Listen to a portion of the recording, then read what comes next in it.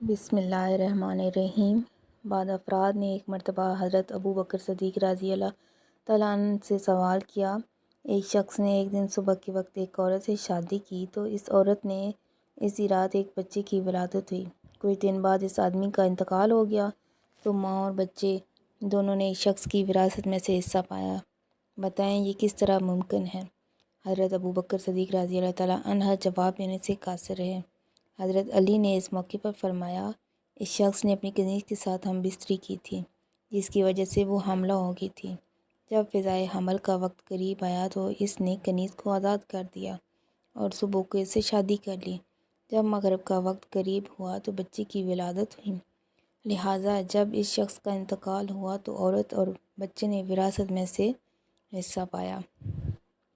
ایک دفعہ مدینے کی گلیوں میں ایک جوان فریاد کرتا پھر رہا تھا کہ اے عادلوں میں عادل ترین، میرے اور میرے ماں کے درمیان فیصلہ کرو۔ حضرت عمر رضی اللہ تعالیٰ عنہ اس جوان کے پاس پہنچے اور کہا، نوجوان، تم کیوں اپنی ماں پر نفرین کر رہے ہو؟ جوان نے کہا، اے خلیفہ، میری ماں نے مجھے 9 ماہ اپنے شکم میں رکھا، 2 سال مجھے دودھ پلایا اور جب میں بڑا ہوا تو مجھے اپنے سے دور کر دیا اور کہتی ہے کہ تو میرا بیٹا نہیں۔ حضرت عمر رضی اللہ تعالیٰ عنہ عورت سے مخاطب ہوئی اور کہا کہ یہ لڑکا کیا کہہ رہا ہے؟ عورت نے کہا، اے خلیفہ، خدا کی قسم، رسول صلی اللہ علیہ وآلہ وسلم اور ان کے خاندان کی قسم، میں ہرگز اس کو نہیں جانتی ہوں، نہ مجھے یہ معلوم ہے کہ یہ کس قبیلے خاندان سے ہے۔ خدا کی قسم، یہ اپنے اس دعوے کے ذریعے مجھے میرے رشتہ داروں میں رسوا کرنا چاہتا ہے۔ میں قریش کی ایک دوشیزہ ہوں اور ابھی تک میں نے شادی بھی نہیں کی۔ حضرت عمر نے اس عورت سے سوال کیا، کیا تمہارا کوئی گواہ ہے؟ عورت نے کہا، جی ہاں، اور اپنے قبیلے کے 80 آدمی بطور گواہ پیش کر دیے۔ گواہوں نے حضرت عمر رضی اللہ تعالیٰ عنہ کے سامنے اس لڑکے کے جھوٹے ہونے کی گواہی دی اور کہا کہ یہ اس عورت پر تہمت لگا کر اسے اس کے قبیلے میں ذلیل کرنا چاہتا ہے۔ حضرت عمر نے سپاہیوں کو حکم دیا کہ اس لڑکے کو قید میں ڈال دیں، اگر تفتیش کے بعد ثابت ہو گیا تو اس پر حد جاری کی جائے گی۔ سپاہی اسے پکڑ کر زندان کی طرف لے جا رہے تھے کہ اتفاقاً رستے میں حضرت علی رضی اللہ تعالیٰ عنہ مل گئے۔ جیسے ہی اس جوان کی نظر حضرت علی پر پڑی، اس نے فریاد کرنا شروع کر دی، اے مصر، ہمیں رسول صلی اللہ علیہ وآلہ وسلم سے تمہید کی درسی کیجیے۔ یہ کہہ کر اس نے اپنا سارا ماجرا حضرت علی رضی اللہ تعالیٰ عنہ کو سنا دیا اور کہا کہ حضرت عمر رضی اللہ تعالیٰ عنہ نے مجھے قید کرنے کا حکم دیا ہے۔ حضرت علی رضی اللہ تعالیٰ عنہ نے سپاہیوں کو حکم دیا کہ اسے واپس لے چلو۔ حضرت عمر رضی اللہ تعالیٰ عنہ اس جوان کو واپس پلٹتے ہوئے دیکھ کر غصے میں آ گئے اور کہنے لگے، میں نے اسے قید کرنے کا حکم دیا تھا، میں اسے باہر دیکھ رہا ہوں۔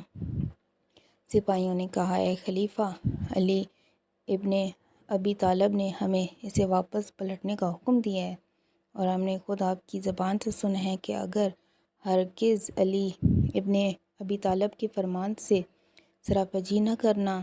ابھی یہ گفتگو ہو رہی تھی کہ حضرت علی پہنچ گئے اور فرمایا، اس جوان کی ماں کو حاضر کرو۔ عورت کو حاضر کیا گیا تو حضرت علی رضی اللہ تعالیٰ عنہ نے اس جوان کی طرف رخ کر کے فرمایا، کہو کیا بات ہے؟ جوان نے اپنی پوری داستان بیان کر دی۔ پھر حضرت علی نے حضرت عمر کی طرف رخ کر کے فرمایا، اگر تم کہو تو ان کے درمیان فیصلہ کر دوں۔ حضرت عمر رضی اللہ تعالیٰ عنہ نے کہا، یہ کیسے ممکن ہے کہ میں اجازت نہ دوں، جبکہ میں نے رسول خدا صلی اللہ علیہ وآلہ وسلم سے سنا ہے کہ علی تم سب سے دانا انسان ہے۔ تب حضرت علی نے عورت سے فرمایا، جہاں تمہارا کوئی گواہ ہے؟ عورت نے کہا، جی ہاں۔ پھر اس نے دوبارہ گواہ پیش کر دی اور انہوں نے دوبارہ گواہی دے دی۔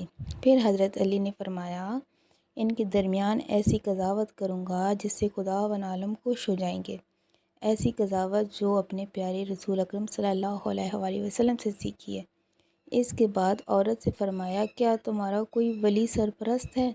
عورت نے کہا، جی ہاں، یہ سب کے سب میرے بھائی بہن اور سرپرست ہیں۔ حضرت علی رضی اللہ تعالیٰ عنہ نے ان کی طرف رخ کر کے فرمایا، کیا تم اپنے اور اپنی بہن کے بارے میں میرا فیصلہ قبول کرو گے؟ سب نے کہا، کیوں نہیں؟ تب حضرت علی نے فرمایا، خدا اور تم سب لوگوں کو اس امر پر گواہ بنا رہا ہوں کہ میں اس عورت کا عکس اس جوان سے کر رہا ہوں اور اپنے پاس سے 400 درہم بطور مہر نقد ادا کر رہا ہوں۔ اس سے کمبر جاؤ اور درہم لے آؤ۔ کمبر گئے اور درہم لے آئے۔ حضرت علی رضی اللہ تعالیٰ عنہ نے درہم لے کر جوان کے ہاتھ پر رکھے اور فرمایا، یہ درہم اپنی بیوی کے دامن میں ڈالو اور اسے یہاں سے لے جاؤ، اور شب عفاف کا تو غسل کیے بغیر میں تمہارا چہرہ نہ دیکھوں۔ جوان اٹھا، درہم اس عورت کے دامن میں ڈالے اور کہا، اٹھو۔ یہ دیکھ کر عورت نے فریاد کرنا شروع کر دی، آتش آتش! فرزند ہمیں رسول خدا، کیا تم میرے بیٹے سے میری شادی کرنا چاہتے ہو؟ خدا کی قسم یہ میرا بیٹا ہے۔ پھر اس نے اپنے انکار کی وجہ اس طرح بیان کی کہ میرے بھائیوں نے ایک پست حیثیت آدمی سے میری شادی کر دی تھی۔ یہ لڑکا اس شادی کا نتیجہ ہے، اور جیسے ہی وہ بڑا ہوا انہوں نے مجھے دھمکیاں دیں کہ اسے اپنے سے دور کر دو۔ خدا کی قسم یہ میرا ہی بیٹا ہے۔ یہ کہہ کر اس نے اپنے بیٹے کا ہاتھ تھام لیا اور چلی گئی۔ یہ منظر دیکھ کر حضرت عمر نے کہا، مولا علی کا عمر، اگر علی نہ ہوتے تو عمر ہلاک ہو جاتا۔ ایک دفعہ حضرت عمر رضی اللہ تعالیٰ عنہ کے زمانہ خلافت میں ایک شخص نے کسی کو قتل کر دیا۔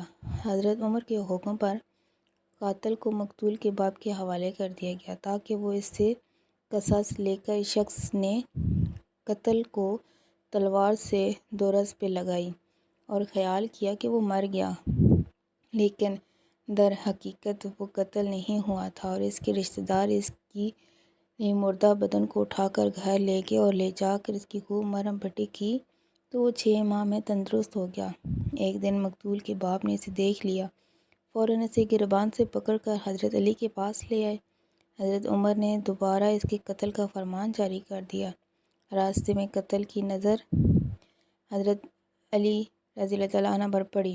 اس نے حضرت علی سے فریاد کی۔ حضرت علی نے حقیقت دریافت کی تو حضرت عمر نے حضرت سے پورا مسئلہ بیان کر دیا۔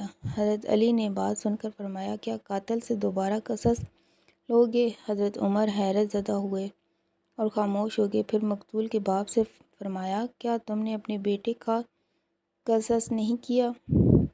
اس نے کہا، تلوار تو ماری تھی لیکن پھر بھی زندہ بچ گیا۔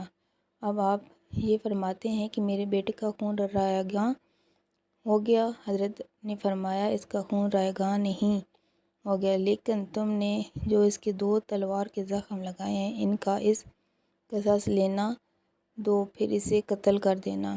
اس شخص نے عرض کیا کہ یہ تو موت سے بھی بدتر ہے، میں نے اسے معاف کیا۔ حضرت عمر نے دعا کے لیے ہاتھ اٹھائے اور کہا، الحمدللہ، الہ رحمت ہے۔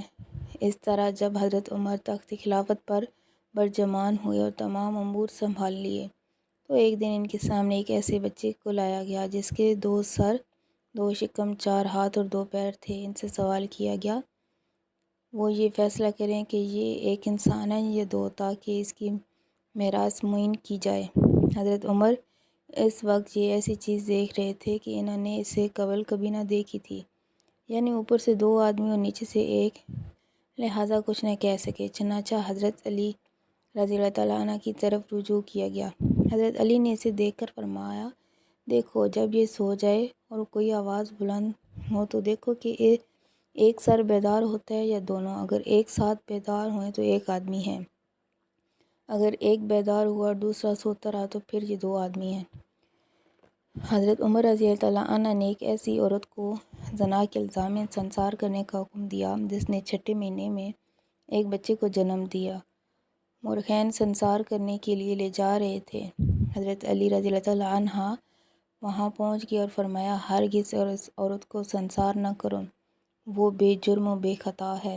حضرت عمر نے سوال کیا، وہ کیسے؟ کیونکہ قرآن کریم کی سورۃ بقرہ آیت نمبر 233 میں ارشاد رب عزت ہے، ماؤں کو چاہیے کہ وہ پورے 2 سال اپنے بچوں کو دودھ پلائیں، اور سورۃ اعراف کی آیت نمبر 15 میں ارشاد ہوتا ہے، حمل اور دودھ پلانے کی مدت 30 ماہ ہے۔ چنانچہ اگر 30 ماہ میں سے 2 سال کم کریں تو 6 ماہ باقی بچتے ہیں، لہٰذا معلوم ہوا کہ 6 ماہ حمل کے بعد ولادت ہو سکتی ہے۔ حضرت علی رضی اللہ تعالیٰ عنہ یہ کلام سن کر حضرت عمر رضی اللہ تعالیٰ عنہ اپنے ارادے سے منصرف ہو گئے۔ حضرت عمر نے عورت کو رہا کرتے ہوئے کہا، خداوند جس مشکل کے حل کے لیے علی موجود نہ ہو، مجھے اس کے لیے زندہ نہ رکھنا۔